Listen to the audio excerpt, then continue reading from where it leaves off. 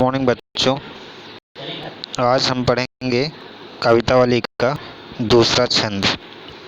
इससे पहले हमने पहला छंद पढ़ा था। पहले छंद में उत्तरकांड से है कवितावली।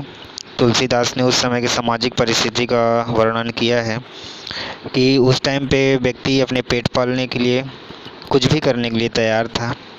यहाँ तक कि बेटी बेटा को ही बेच देता था। अत्यधिक दुखपूर्ण जीवन था और उस जीवन को सुखपूर्ण बनाने के लिए सिर्फ एक राम रूपी घनश्याम पर ही आश्रय रखा गया है, जो वही एक हैं जो लोगों के दुख को दूर कर सकते हैं। दूसरा छंद है, यहाँ पे पढ़ेंगे।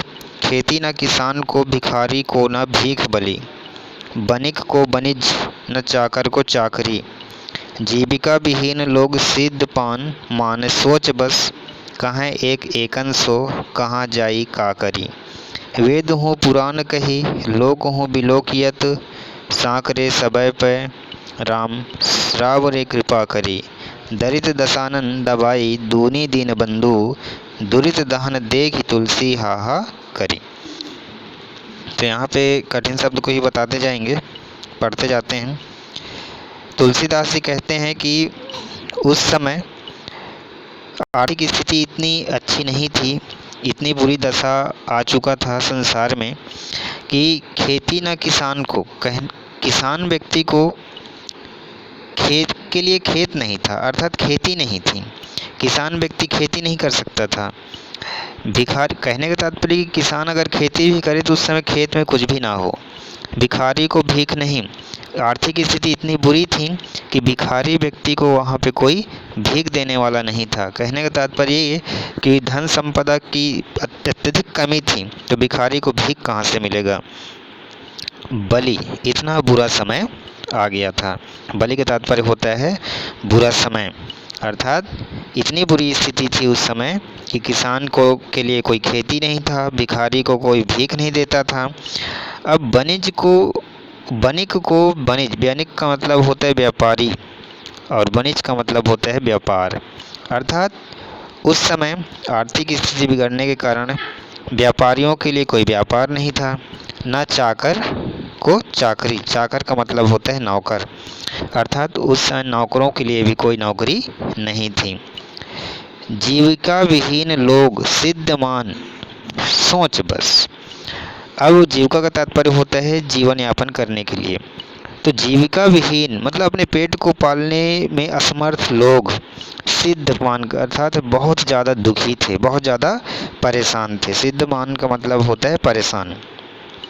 और सोच बस, और इसी सोच के कारण वह अत्यधिक दुखी होते थे। तो कौन सी सोच कि उनको जीवन यापन के लिए कोई भी साधन नहीं था, अपने जीवन को सहज तरीके से जी सकें ऐसा उनके पास साधन नहीं था। विहीन का मतलब होता है के कमी या की कमी। तो जीविका की कमी के कारण वहाँ के लोग अत्यधिक परेशान रहते थे।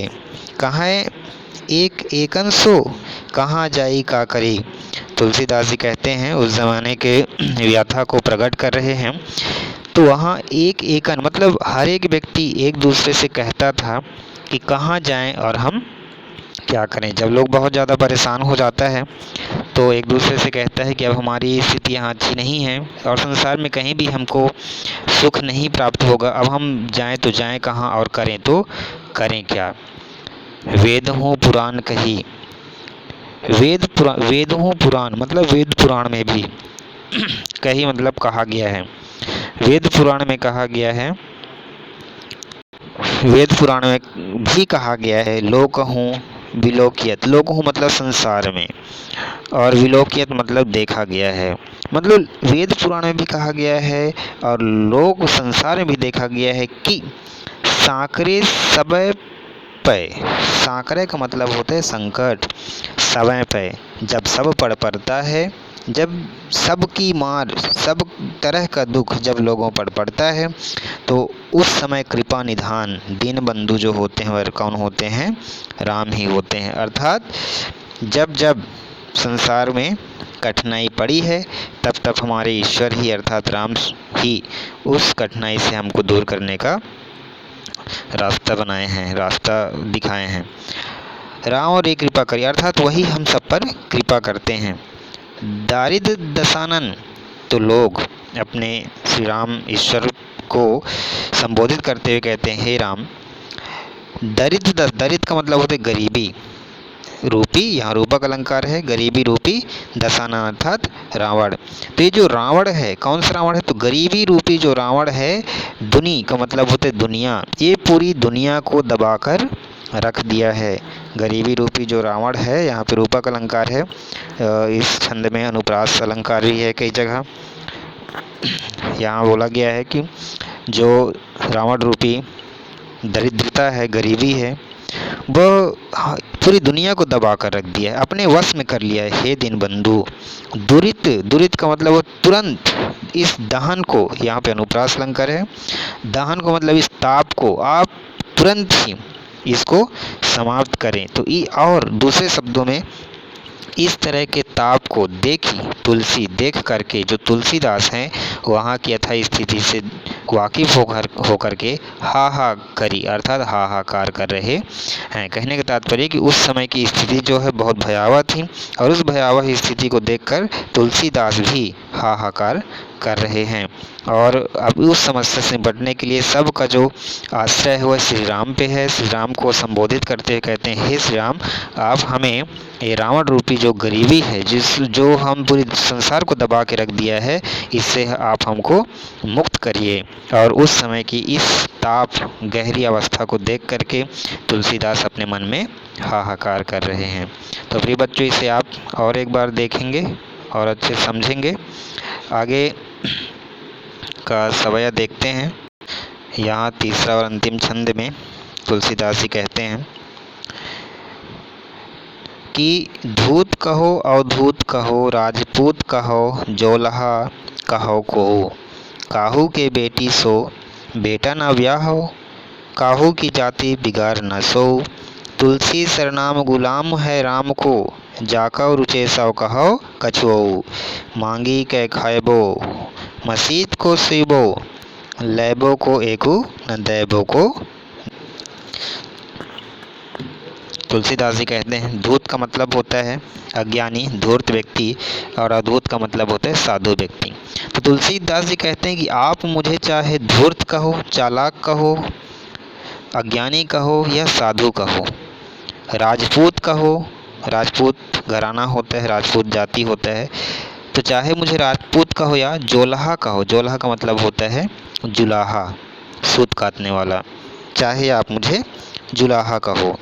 काहू की बेटी सो बेटा ना ब्याह हो, काहू का मतलब किसी की, बेटी सो बेटी से, बेटा ना ब्याह, मैं किसी की बेटी से अपने बेटा को या किसी के बेटे से अपनी बेटी का ब्याह नहीं करवाया हूँ, और ऐसा ब्याह करा के सामाजिक स्तर से मैं किसी की काहू की अर्थात किसी की जाति बिगाड़ न सो, मैं किसी की जाति को बिगाड़ा नहीं हूँ। इसलिए आप मुझे जो कुछ भी कहो मुझे फ़र्क नहीं पड़ता, चाहे आप साधु मानो या धूर्त मानो या राजपूत कहो या मुझे जुलाहा कहो। ना मैंने किसी तरह की कोई गलत काम, ना तो मैं अपनी बेटी को आपके बेटे से ब्याह किया हूँ, और ब्याह करके मैं आपकी जाति बिगाड़ने का कार्य नहीं किया हूँ। आगे तुलसीदास जी कहते हैं कि तुलसी सरनाम, सरनाम का मतलब सारा संसार, पूरा संसार जानता है, विश्व जानता है कि तुलसी जो हैं गुलाम है राम को, राम के गुलाम है अर्थात राम के दास्य हैं। इस पंक्ति में तुलसीदास ने अपने दास्य भक्ति भाव दास्य भक्ति का परिलक्षित वर्णन किए हैं। जाको रुचय सो कहे, रुचय का मतलब होता है अच्छा लगना, जाको मतलब जिस किसी को भी। अब पूरा सरनाम है, मतलब विश्व जानता है कि जो तुलसीदास हैं वह राम के गुलाम हैं, राम के दास हैं, राम के भक्त हैं। तो जिसको जैसा लगता है कहे कछु ओ, वो मुझे वैसे कह सकता है, जो मुझे जैसा सोचता है वह मुझे अच्छा कह सकता है। एक लाइन में याद आ रहा है, कहा गया है कि ना मैं अच्छा हूँ ना मैं बुरा हूँ, जो जैसा है उसके लिए वैसा हूँ। तुलसीदास भी यहाँ वही कहना चाहते हैं। आगे पंक्ति में, मांगी के खैबो, मैं तो मांग कर, मांगी का मतलब मांगना, खैबो मतलब खाना, मांग कर के खाता हूँ। मस्जिद, मस्जिद का मतलब होता है मस्जिद को सोइबो, और मस्जिद में सोता हूँ, मस्जिद को अपना निवास बनाया हूँ। अब आपके सांसारिक लोगों से लैबों को एकू न दैबों को दो, ना तो मैं किसी से एक लेता हूँ और ना ही किसी को कुछ देता हूँ। तो बच्चों इस तरह का ये है, एक बार फिर से देखेंगे। मुझे चाहे साधु का हो या मुझे धूर्त का हो, राजपूत का हो या जुलाहा का हो, मैं किसी की बेटी से अपने बेटा का या अपने बेटे का किसी की बेटी से ब्याह नहीं किया हूँ, और ब्याह करके आपकी जाति को बिगाड़ने का कार्य नहीं किया हूँ। पूरा संसार जानता है कि मैं राम का भक्त हूँ। अब जिसको जो जैसा लगता है वो ऐसे मुझे कह सकता है। मैं मांग कर खाता हूँ, मस्जिद में सोता हूँ, ना किसी का एक लेता और ना किसी का एक देता। तो बच्चों इस तरह से इसके बाद इसमें जो काव्य सौंदर्य है, ऊपर पंक्ति में अनुप्रास अलंकार है, रूपक अलंकार है, करुण रस देखा गया है। दुरित दहन देखी तुलसी हाहाकारी में करुण रस है, और भक्ति भाव, भक्ति परक का छंद है, दास्य भाव की महिमा बताई गई है यहाँ पे। अंतिम और तीसरे छंद में स्वामी भक्त हृदय है, और यहाँ भाषा का जो है ब्रज भाषा का प्रयोग किया गया है। तीनों छंद में ब्रज भाषा है। थर्ड में शांत रस है, मुहावरा है यहाँ, एको लैबों को एको न दैबों को दो, एक का लेना दो का देना, ये मुहावरा है। और मस्जिद को निवास स्थान बताया गया है यहाँ पे। इस तरीके से ये काव्य सुंदर है। बच्चे इसको आप लोग कृपया अपने नोटबुक में नोट कर लेंगे, और आगे जो लक्षण मूर्छा और राम का विलाप है वो अगले क्लास में हम पढ़ेंगे।